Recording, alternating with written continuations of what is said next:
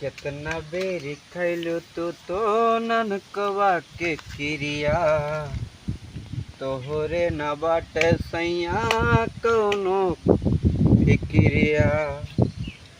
अरे कम करना ए राजा कम करना,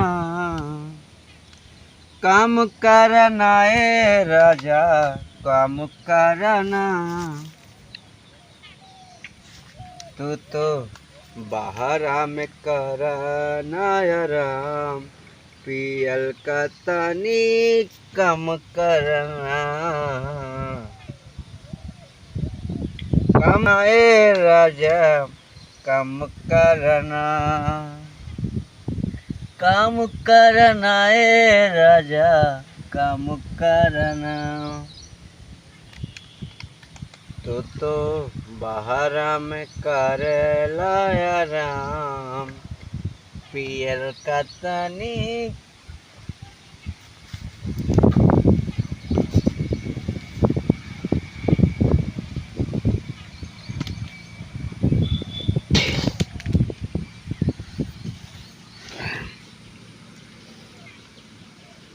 ई जिंदगी बड़ी निकी बा न क्यों यह देखत बा आराम से एंजॉय होए।